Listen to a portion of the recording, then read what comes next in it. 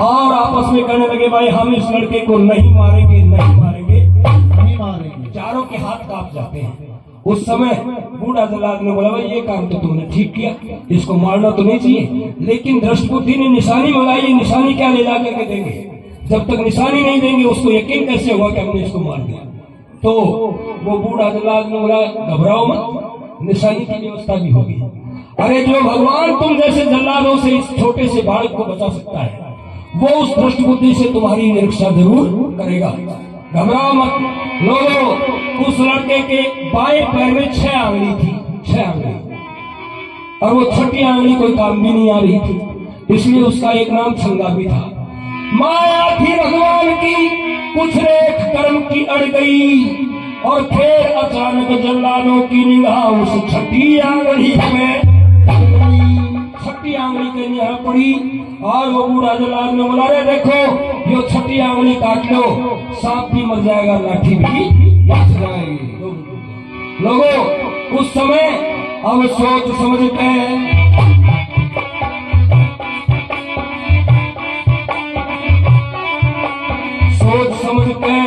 जल्लादों ने जान जिगर की डांट ली, बोला नहीं मारेंगे, नहीं मारेंगे, नो सहम आत्मा मांग ली। कहे राधे श्याम दोस्तों ना जो सबने मालूम काट ली, और उस लड़के के बाएं पैर की छठी आंगली काट ली, उस लड़के के बाएं पैर की छठी आंगली काट ली, उस लड़के के बाएं पैर की छठी आंगली काट ली, लगा धमकी काट ली,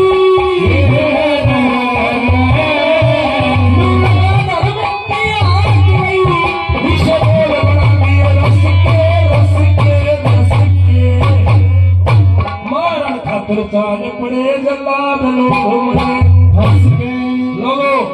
जल्लादों ने छठी आंगली काट ली और थोड़ा सा खून एक कटोरे में डाल के और उस लड़के को वहीं पर जिंदा छोड़ देते हैं, और दृष्टबुद्धि को लाकर के वो छठी आंगली दिखाई। महाराज जो तेरे काम कर उसके अंक की निशानी देख ली। तो चोर के ज्यादा पक्को वो करे ना, दृष्टबुद्धि को विश्वास हो गया कि वास्तव में लड़के को खत्म कर दिया, और अब वो ब्राह्मणों वाली बात झूठी हो जाएगी। यो राज मेरो और मेरा आप दादा को, मैं मेरो नाथोर तीसरा को फोड़ू लोगों।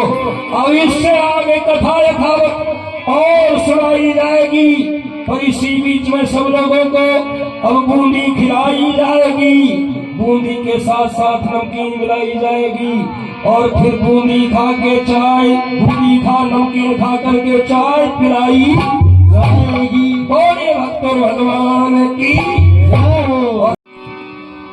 तो एक बार श्रद्धा करके जोरदार जयकारा लगाएंगे।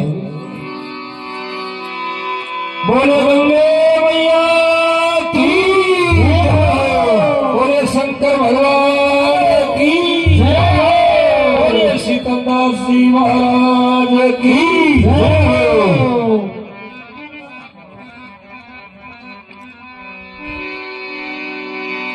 समय समय का फेर है, समय समय की बात, कोई समय के दिन बड़े तो कोई समय की रात। जल्लादों ने बियाबान में दान धर्म की ओर दिया, और छठी आंगली काट के लड़के को बियाबान में छोड़ दिया, बियाबान में छोड़ दिया, और मन में करके आसे और लेके आंगली पहुंच गए उस दृष्टबुद्धि के पास। दृष्टबुद्धि को जाकर कहने लगे मंत्री जी हमने आपका काम पूरा कर दिया है, ये उस लड़के के अंक की निशानी देखो, हमने उसको खत्म कर दिया है, और अब हमें हमारी इनाम चाहिए। दृष्टबुद्धि राजी हो गया, और इनाम के हीरे मोती मणि कणी नीलम पुखराज नगीने अनमोल रत्नों के खजाने लौटा दिए जल्लादों को, राजी कर दिया जल्लादों को, क्योंकि राज बच गया। अब इधर वो लड़का जिसकी छठी आंगड़ी कट रही थी वो जंगल में रो रहा था, लेकिन वो रो रो करके भी बार को लगा लो दो। रोना भी दो तरीके से होता है, एक होता है भगत का रोना और एक होता है जगत का रोना। जगत रोता है तो बार तो रो, और भगत रोता है तो भगवान का गुणगान। तो लड़का उस बियाबान जंगल में भी एक ही आवाज लगा रहा था, और आप भी मेरे साथ साथ बोलेंगे। तो लड़का क्या कह रहा था? श्री कृष्ण गोविंद हरे मुरारे, हे नाथ नारायण वासुदेवा। श्री कृष्ण गोविंद हरे मुरारे, हे नाथ नारायण वासुदेवा। श्री कृष्ण गोविंद हरे मुरारे, हे नाथ नारायण वासुदेवा।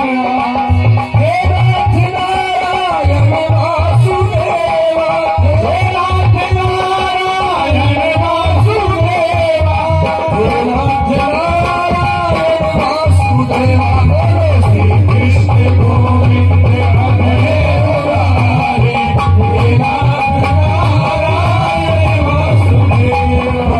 श्री कृष्ण गोविंद हरे मुरारे, हे नाथ नारायण वासुदेवा। श्री कृष्ण गोविंद हरे मुरारे, हे नाथ नारायण वासुदेव। ये भगवान का ऐसा मंत्र है, इसको जब भक्त लोग श्रद्धा के साथ मंत्र का जाप करते हैं तो भगवान अपने भक्तों के लिए हाजिर हो जाते हैं। उस लड़के ने इस मंत्र का जाप किया, पूरे जंगल में आवाज गूंज रही थी, और जंगल के जंगली जानवर भी, शेर वगैरह, चीते, जो खूंखार जानवर थे, उनकी आंखों से भी आंसुओं की धारा चल रही थी। जब भगत दुखी होता है तो सारा जगत दुखी हो जाता है। सज्जनों, लड़का रो रो करके भगवान के नामों का उच्चारण कर रहा था। इधर उस भगत के रोने से आसमान गूंजने लग जाता है, देवताओं के आसन हिल जाते हैं। भगवान ने विचार किया आज तेरे भक्त पर संकट आ गया। उसी समय माया भगवान की, जब ये लीला रचता है ना, तो आग में बाग लगा देता है, बाग में आग लगा देता है। उसी समय कुछ करनी कुछ कर्मगति, समय कुछ ऐसा पर क्या खा गया। और चंद्रावती पुरी का एक कुलिंद राजा था, वो भी शिकार करने उस जंगल में आ गया। चंद्रावती पुरी का एक राजा था कुलिंद, वो राजा शिकार करने के लिए घोड़े पर सवार होकर के उसी जंगल में आ जाता है। अचानक जंगल में राजा फिरे, शिकार करने के ध्यान में राजा का घोड़ा घूमे था जंगल बिया बान में, और लड़के की आवाज पड़ गई उस राजा के कान। राजा के कान में वो छोटे से बालक की आवाज गई, बड़ी मधुर आवाज आ रही थी। राजा ने विचार किया इस जंगल में और इतनी मधुर आवाज में कौन भगवान के नामों का उच्चारण कर रहा है, चलना चाहिए, देखना चाहिए। दौड़ाता अपने घोड़े को राजा उसी जगह आ जाता है। उस पेड़ के नीचे लड़का आंख बंद करके भगवान का ध्यान कर रहा था। चांद सा चेहरा चमक रहा था। राजा ने अपना घोड़ा रोक दिया, लड़के के पास गया, सिर पर हाथ फेरा, पुचकारा, बोला बेटा कौन है तू, कहां से आया है, क्या तेरा नाम है, और जंगल में अकेले का तेरा क्या। वो लड़का आंख खोल करके कहने लगा महाराज मुझे ये पता नहीं मैं कौन हूँ और यहाँ क्यों आया हूँ ये भी मुझे पता नहीं, लेकिन हाँ इतना जरूर जानता हूँ अगर मेरा कोई माँ बाप है तो वो दीन बंधु भगवान है, अगर मेरा कोई यारा प्यारा रिश्तेदार भाई बंधु गोती नाती है तो वो परम पिता परमात्मा है, उसके अलावा मेरा दुनिया में कोई भी नहीं है। लोगों छोटे से बालक के मुंह से ऐसी भक्ति की और ऐसे दृढ़ विश्वास की बात सुनी, राजा का हृदय प्रसन्न हो जाता है। हे भगवान धन्य है कोई न औलाद भी दे तो ऐसी। लेकिन देखो माया भगवान की और भगवान थी विधना लिखे विधान, और उस लड़के के माँ बाप नहीं और उस राजा के हुई नहीं संतान। उस लड़के के तो माँ बाप नहीं थे और उस राजा के आज तक कोई संतान नहीं हुई थी।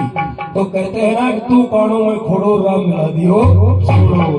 राजा ने विचार किया, जिसको देना चाहता है उसको छप्पर फाड़ के भी दे देता है।